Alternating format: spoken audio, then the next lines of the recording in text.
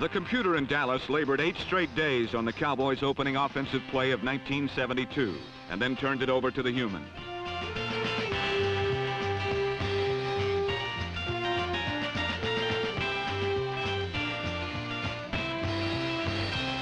To prove if it was a machine or mortal error, Dallas tried it again.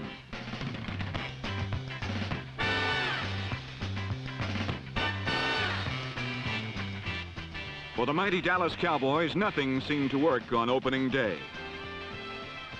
Rookie Robert Newhouse wove through the Eagles on an incredible journey to a touchdown. Then it was discovered he'd stepped out of bounds.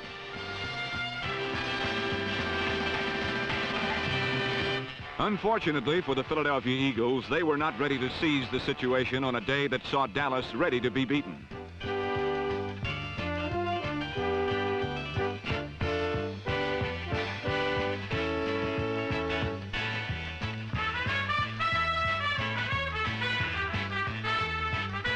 With starting quarterback Pete Lisk idled by shoulder miseries, Philadelphia inserted their #1 draft pick, John Reeves.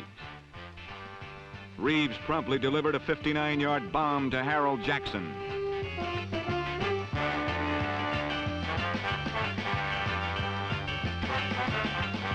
But Reeves' inexperience surfaced all too swiftly as wily Cornell Green snatched away a sure touchdown.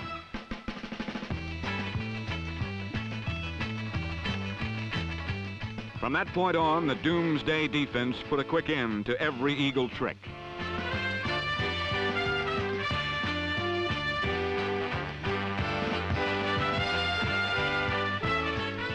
The Dallas offense regained the human touch as quarterback Craig Morton threw 2 touchdown passes. One was floated to Ron Sellers, who made a bobbling catch.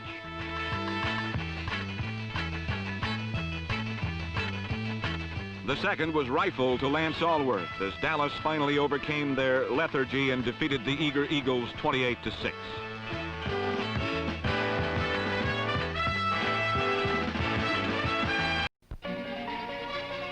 For the second straight week, the Dallas Cowboys looked something much less than world champions. Yes, the Doomsday defense's complicated coordinated pattern still squelched the run. And yes, the Giants' double wing gave Cowboy defensive ends easy routes to Norm Snead's body. Yes, the Cowboy offense was still complex, but it was creaky.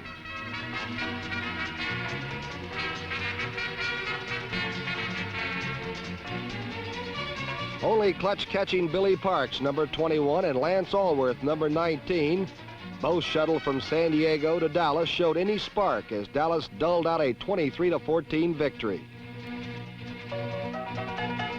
2 explosions by Rich Houston livened up a dead day for the Giants. Once he turned a routine post pattern into a 55-yard touchdown.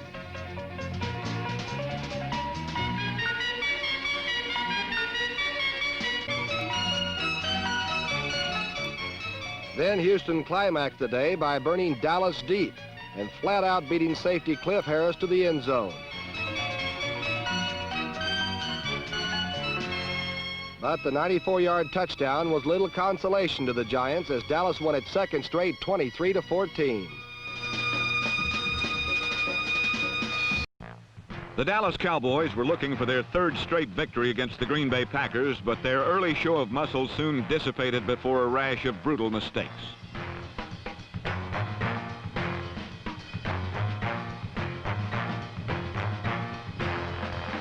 There was veteran cornerback Herb Adderley, number 26, feeling the fickle fingers of age. And there was punt returner Cliff Harris, who parlayed a fumble into a turnover.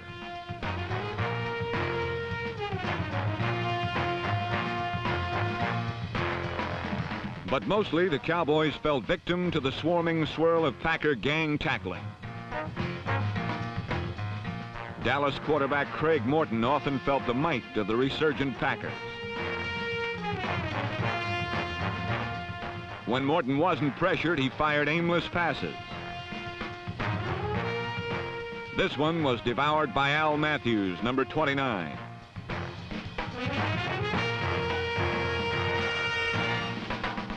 On offense, Green Bay was led by their star sophomore running back, John Brockington. Brockington's bullish runs netted him 81 yards rushing and a pretty touchdown that gave the Pack a 10-3 lead.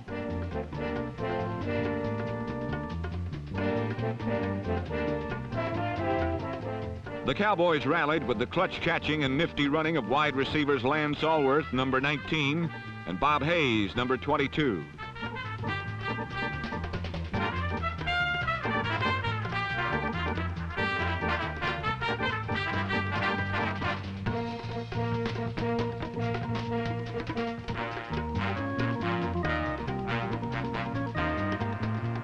The finishing touch was applied by Walt Garrison, who powered past Packer safety Jim Hill to a touchdown.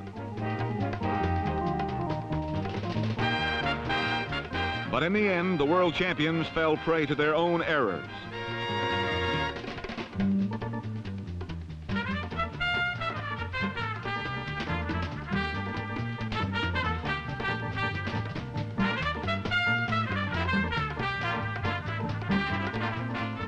This interception by rookie Willie Buchanan, number 28, sealed the Cowboys' fate as Green Bay rode on the firm foot of Chester Marcol, whose 22-yard field goal gave the Packers a 16-13 victory.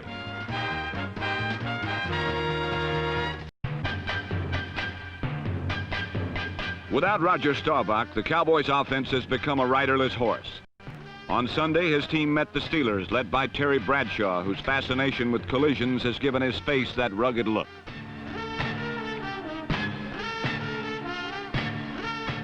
Against Dallas, Bradshaw faced a head-hunting defense.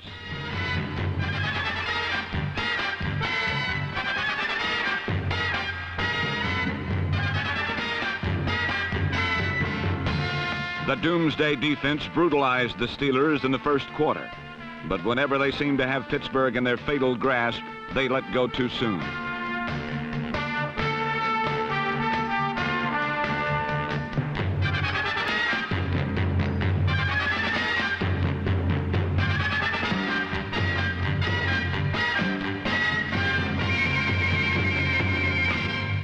On offense, the Cowboys displayed a case of dropsy that has lasted through 4 games.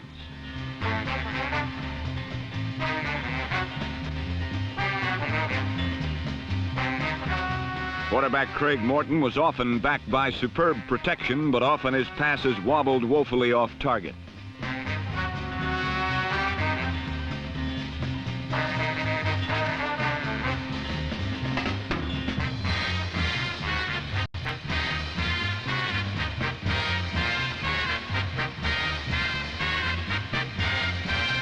Finally, Cowboy mistakes provided Pittsburgh with a score when Bob Hayes' fumble was speared in midair by Mel Blount, who raced to a touchdown.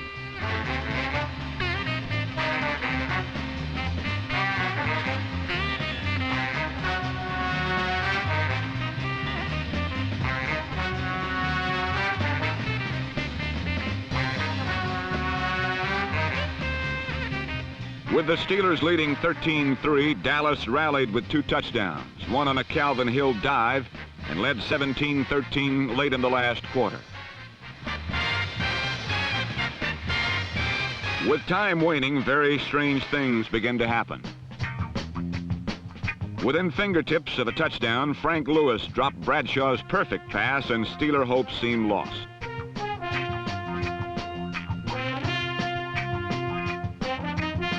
But with 1:45 left, Bradshaw received a second chance, and even weirder things occurred. First, Bradshaw was blindsided, but Franco Harris recovered his fumble and sped to the Cowboy 3.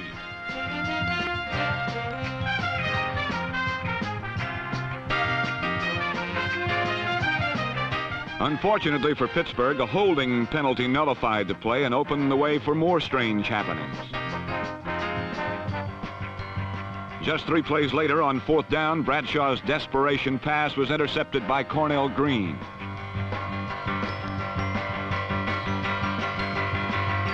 This time, a Dallas penalty canceled Green's trip to a touchdown. Bradshaw then drove Pittsburgh to the Dallas 33, and with just seconds remaining, he threw a prayer that Frank Lewis caught just out of bounds.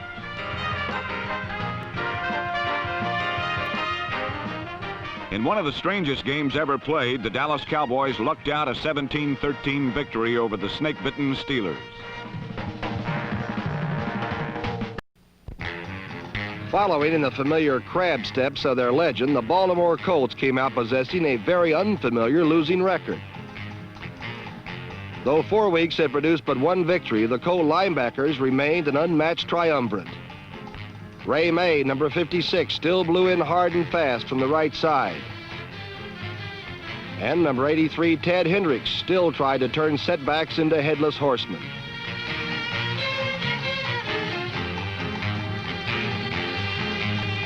In the middle, Mike Curtis still read and reacted to the quarterback's eyes. But while the defense clings fast to their legendary greatness, it is on offense where the legend has withered. John Unitas probes and picks like a master, but the Colts have lost the master's touch.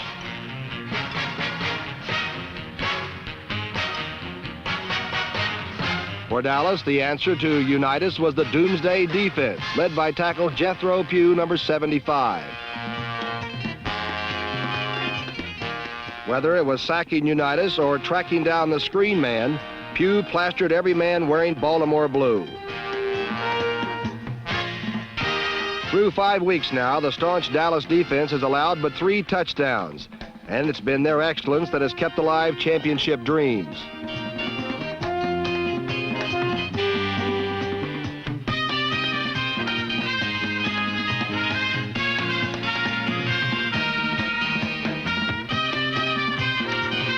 The conservative Cowboy offense was triggered by the quick bursts of Walt Garrison, number 32, and Calvin Hill, number 35. Hill scored the first 2 Dallas touchdowns, the second coming on a zone-splitting pass by quarterback Craig Morton.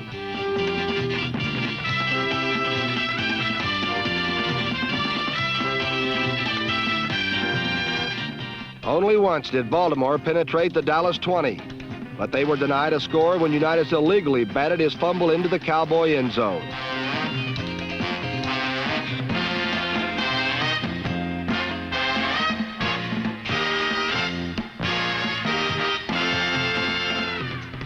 Dallas won the argument and the game as Craig Morton capped the Cowboys' 4th victory in 5 games by finding Ronnie Sellers unattended in the end zone.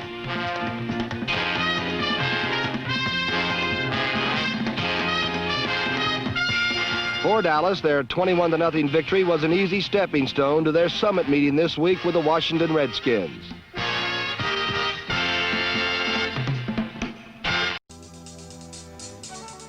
The next week in Washington, Tom Landry's Cowboys met the rival Redskins. Both teams have an abiding dislike for each other, but it was Dallas that gained the upper hand swiftly.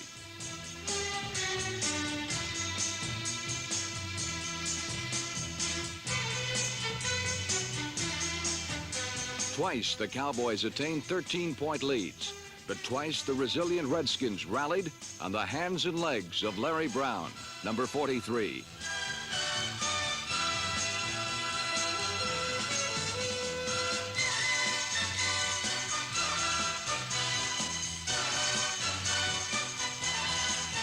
The 24-20 defeat brought the Cowboys' record to a disappointing 4-2.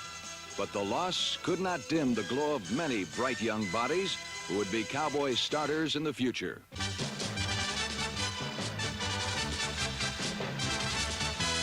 First came the Detroit Lions on Monday night, and Craig Morton sprayed touchdowns all over Texas Stadium.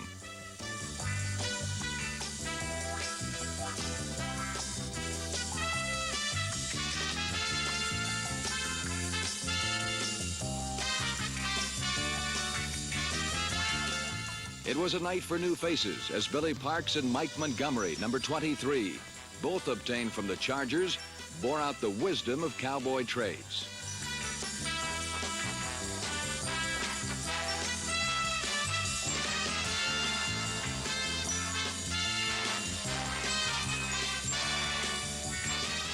Montgomery pranced for 2 touchdowns, and Dallas won, 28-24. The most illustrious and notorious of the Dallas-San Diego alumni did not stand at the head of the class. Yes, that was the famous escape artist in high-top shoes, Dwayne Thomas, who spent his warm-up time either practicing a two-point stance or planning a new breakout.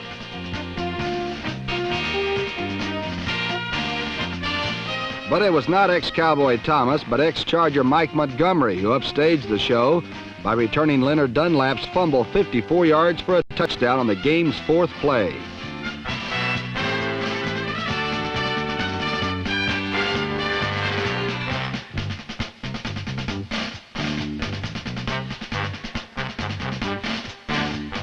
From there, it was all downhill for the Chargers. Quarterback John Hadle spent the first half running for his life and lobbing misdirected passes.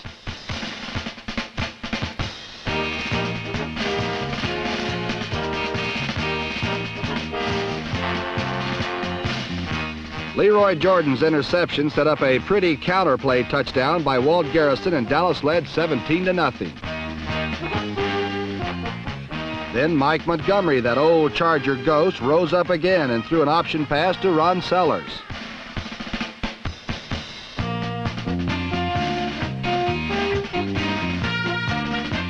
On the next play, Craig Morton lofted an apparent touchdown to Sellers. Although a penalty denied the 6 points, Dallas later scored and then struck again as Morton rolled left and sprinted to a touchdown that gave the Cowboys a 31-0 lead in the third period.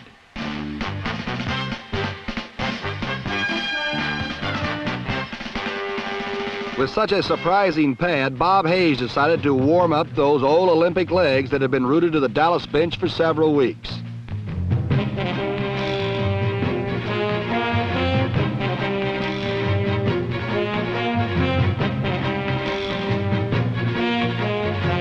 John Hadle decided to have some fun too, so he arched a 46-yard touchdown to Chuck Dicus as the third quarter ended. Hadle's fun-loving ways next touched Gary Garrison, who made an almost impossible catch, and suddenly it was 31-14 Dallas.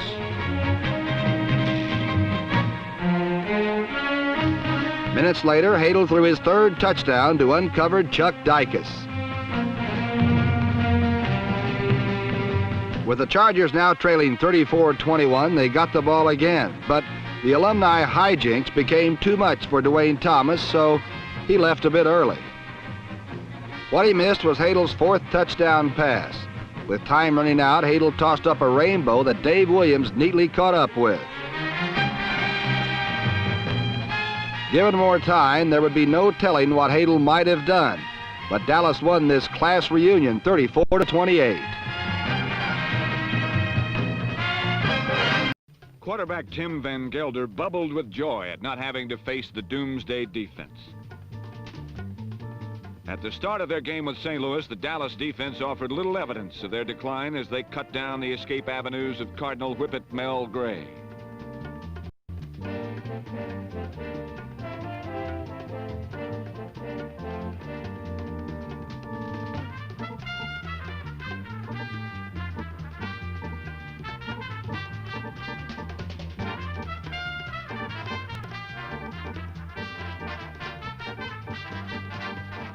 One member of Doomsday who hasn't slowed down is a cat-quick 33-year-old named Bob Lilly.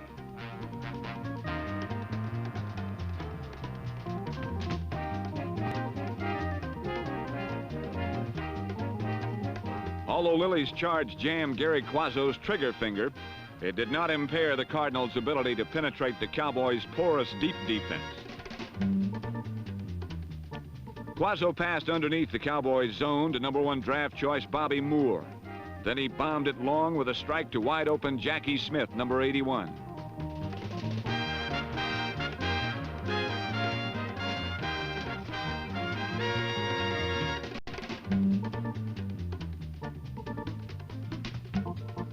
Later, Quazzo deceived Doomsday with a fake reverse to Smith, and the misdirection froze Dallas long enough to open an alley for Johnny Rowland, number 23.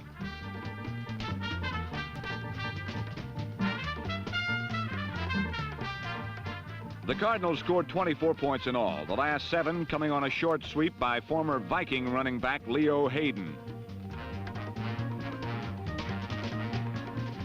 24 points is usually enough for a victory celebration, but not for the Cardinals, who witnessed the grim evidence of Cowboy excellence. The Cardinals could pass, but they could not run. And led by quarterback Craig Morton, the Cowboys exploded for 33 points.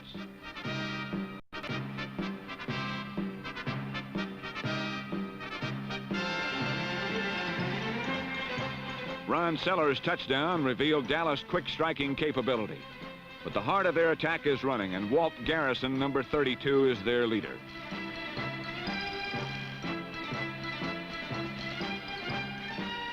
Garrison is not flashy, but he never quits. And neither does his fire hydrant counterpart, Robert Newhouse, number 44. The stumpy Newhouse runs like a revolving door, always spinning, never offering the defense a solid shot.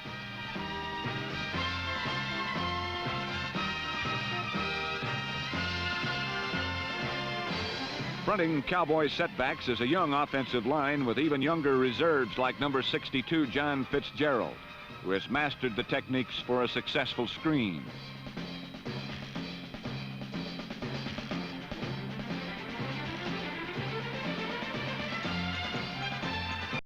Behind the immaculate protection of All-Pro guard John Nyland, number 76, Calvin Hill swept to an easy score. Although their secondary is much maligned, cornerback Charlie Waters is learning fast, and hidden behind a stunting rush, he soared past Bobby Moore and burst to a touchdown.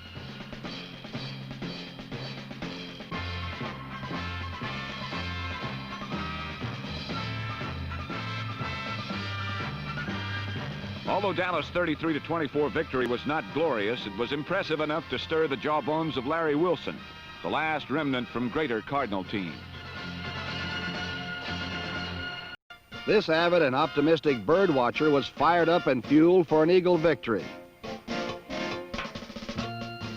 But on the first series, reality returned as Eagle quarterback Pete Lisk took a straight right by Chuck Howley and then was thudded down by Bob Lilly.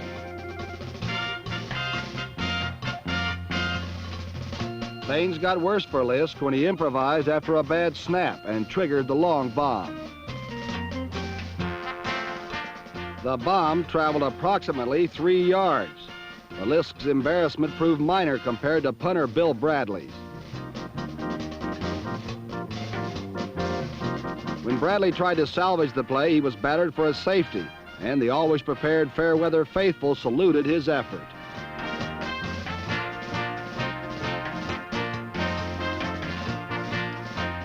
But the Eagle defense came prepared, and linebacker John Bunning stole a Craig Morton pass and swivel hip for 45 yards.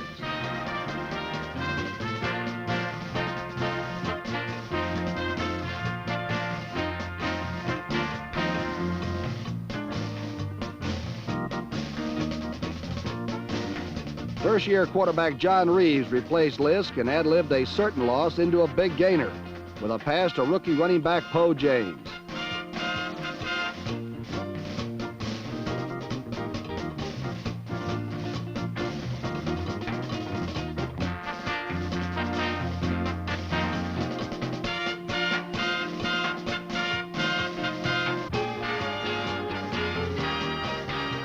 After 14 quarters of frustration, the Eagle offense finally ended the touchdown drought on a nifty run by Larry Watkins, number 34.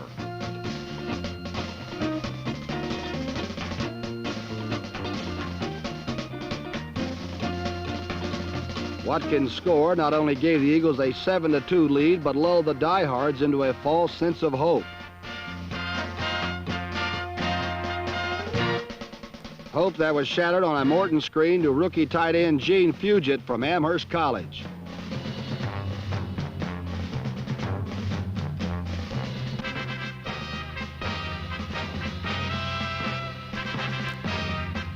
Then Craig Morton turned to Calvin Hill, whose roughhouse runs netted him 100 yards on the day.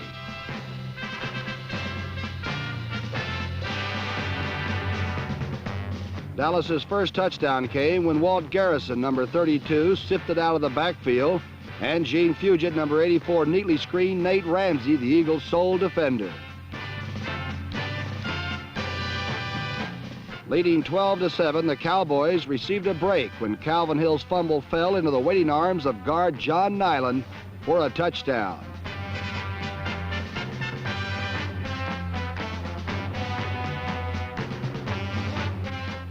Trailing 19-7, Reeves crumpled under the constant pressure of the Doomsday defense.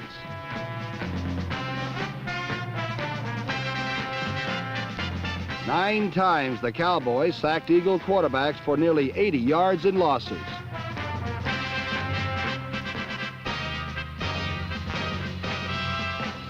Super Bill Bradley witnessed disaster twice as a second horrid snap sailed over his head, but he got his kicks anyway.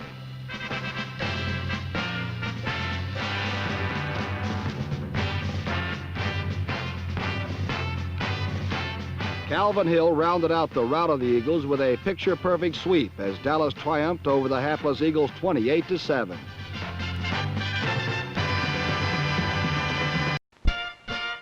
The Cowboy-Cardinal game was not exactly a barn burner, so disgruntled St. Louis fans came up with an apt caption. For substitute Cardinal quarterback Jim Hart, the only bright moment on a bleak day was this touchdown shot to tight end Jackie Smith.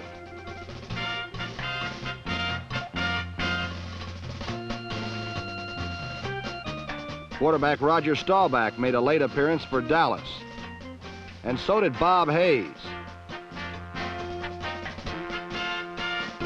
While Hayes could not muster the old touchdown touch, Staubach worked some kinks out of his old rusty sea legs and looked like the Dodger of old.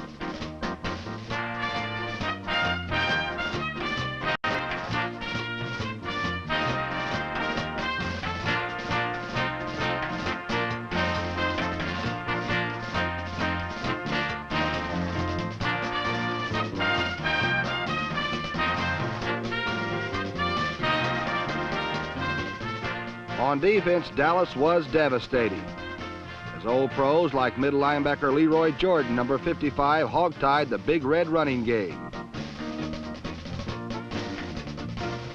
After a 7-game absence, defensive end Larry Cole returned, and his jarring tackle on Leo Hayden caused one of 7 St. Louis fumbles.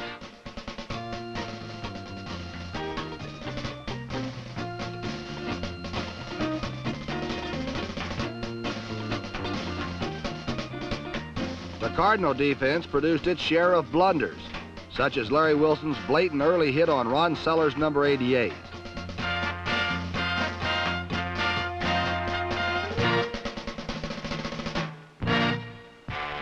While quarterback Craig Morton does not possess the daring that Dallas fans love in Roger Staubach, he runs laterally very well.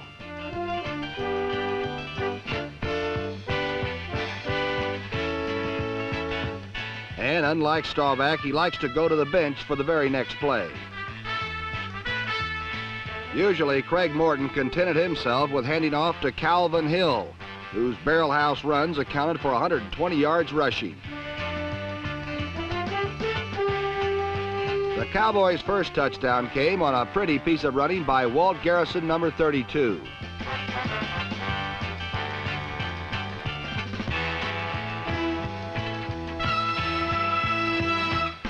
On Garrison's second touchdown, he butted safety Roger Worley like a bumper car and then scored. Jim Hart continued to toss thunderbolts, but cornerback Charlie Waters, number 41, shadowed Bobby Moore and looked up at precisely the right moment.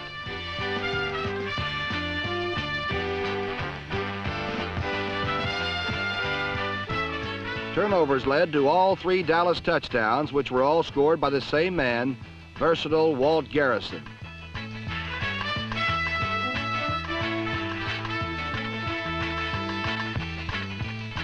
The Dallas Cowboys beat up on the Cardinals 27-6, and all a shell-shocked Jim Hart could do was mutter about a season that has been all too long for the Redbirds.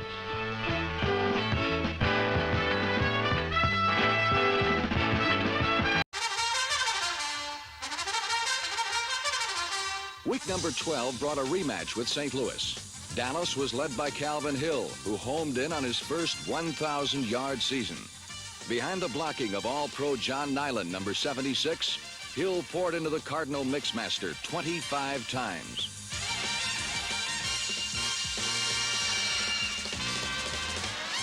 Behind All-Pro Rayfield Wright, Dave Manders, Ralph Neely, and Blaine Nye, Hill rushed 120 yards near those 1,000 yards.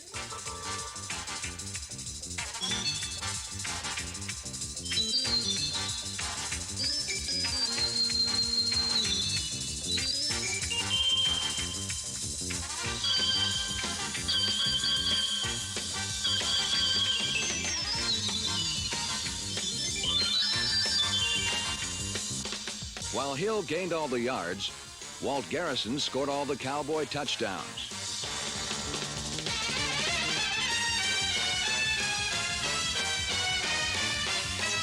Three times, Garrison butted and squirmed across the St. Louis goal, and Dallas won 27-6. The festive atmosphere at Texas Stadium belied the fact that the Dallas Cowboys needed a victory over the NFC Eastern champion Redskins to ensure their spot as the wild card team in the playoffs.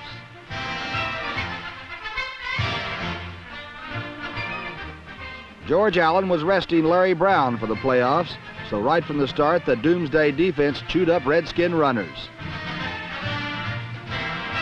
Whenever number 74 Bob Lilly occupied two blockers, number 54 Chuck Howley burned into Billy Kilmer on blitzes. On offense, Dallas relied on Calvin Hill, who became the first Cowboy runner ever to rush for 1,000 yards in a season.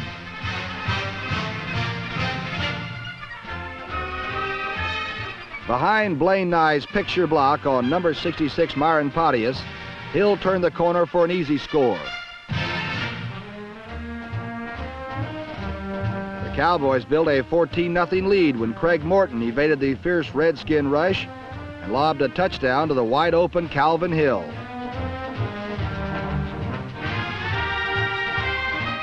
Hill's touchdown is worth reviewing because on that play, he was covered by number 32 Jack Pardee.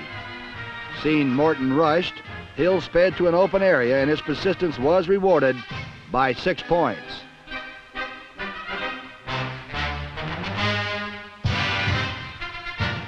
Hill's running mate, Walt Garrison, number 32, also gained over 100 yards, and this determined 41-yard burst was the longest of his distinguished career.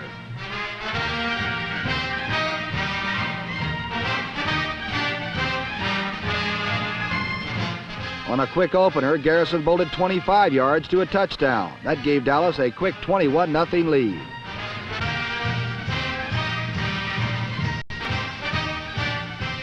Dallas built a 28-3 halftime bulge when Morton sent his line to the left and he rolled right.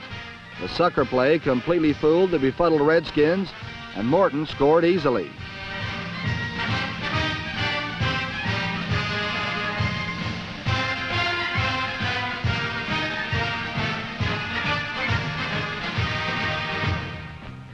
In the second half, George Allen rekindled Redskin pride, and the over-the-hill gang responded like the team that has tasted defeat but only one time this year.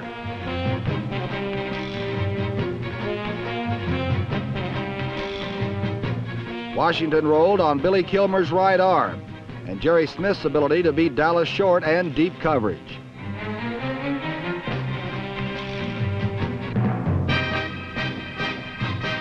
Washington came at Dallas with number 28 Herbert Mulkey, a rookie who runs like Larry Brown.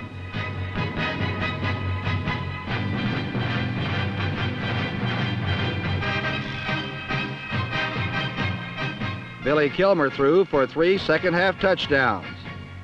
The first one went to Charlie Taylor, who barely kept both feet in bounds.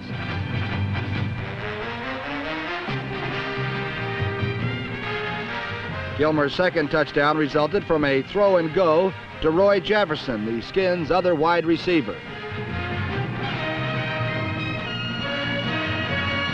When Charlie Haraway picked off number 55 linebacker Leroy Jordan, Kilmer got his hat trick with a balloon to Charlie Taylor. The Redskins outscored Dallas 21-6 in the last two periods, but in the end, the Cowboys held on to win 34-24 and earned a spot in the NFC playoffs.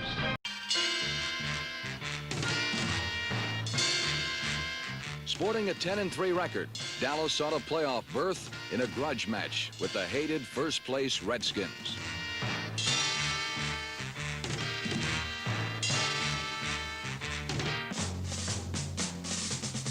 On defense, Chuck Howley came by air, while Leroy Jordan came by land.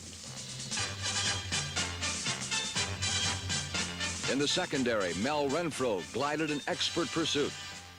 Dallas was simply devastating and exacted a sweet measure of revenge on Washington.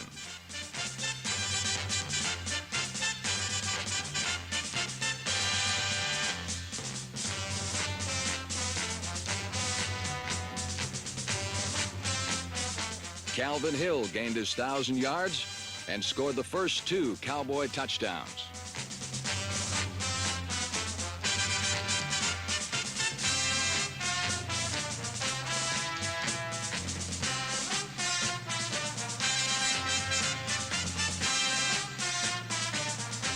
Hill's running mate, Walt Garrison, had his best day ever by rushing for 121 yards on just 10 carries.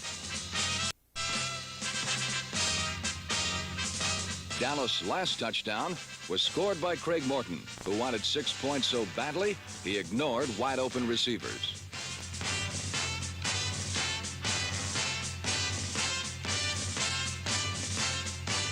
A victory with vengeance assured the Dallas Cowboys a playoff berth for the 7th straight year.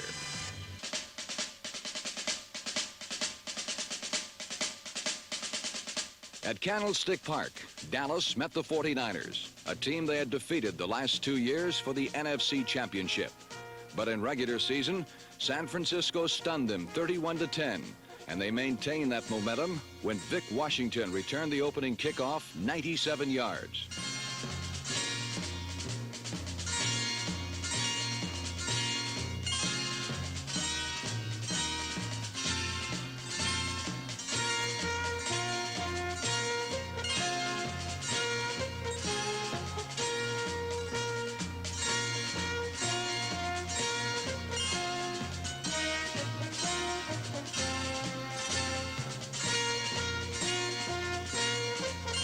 The 49ers built up an early 15-point lead until Craig Morton's touchdown pass to Lance Alworth cut the margin to 21-13 at the half.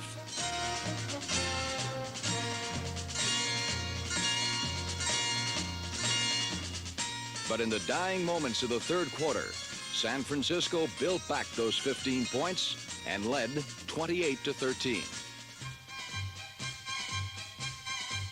Then Tom Landry made an agonizing decision. He replaced the luckless Morton with willing but rusty Roger Staubach. Since returning from his shoulder separation in the 5th week, Roger had done little but watch Morton guide Dallas into the playoffs. Staubach wanted to play badly, but he realized the masterful feats Morton had achieved in his absence. To the nub, the Cowboys trotted out their last hope. But Staubach sharpened that nub and revived the Cowboys' flagging hopes for victory.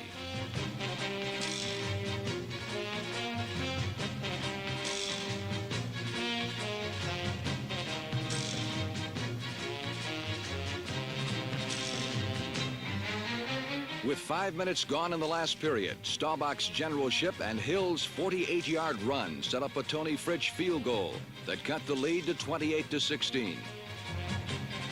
With only 2 minutes left, and the score still 28-16, Staubach drove Dallas to a touchdown with 2 perfect passes to Billy Parks.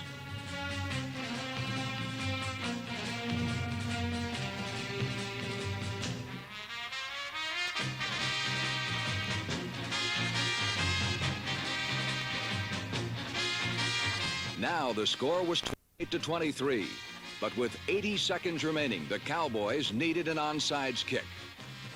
Tony Fritsch's behind-the-back kick bounced off Preston Riley and was covered by sure-handed Mel Renfro.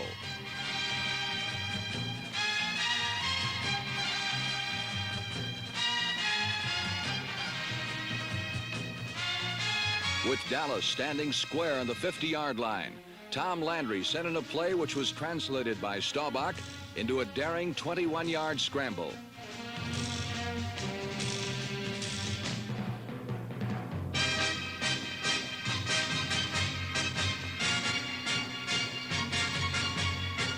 The Cowboys had reached the 49er 29. 63 seconds remained. Both Staubach and Parks read the zone correctly, and Dallas was on the 10-yard line with 56 seconds left. After this amazing sequence of miracles, Roger reached back for one more and struck Ron Sellers dead in the hands with the winning touchdown.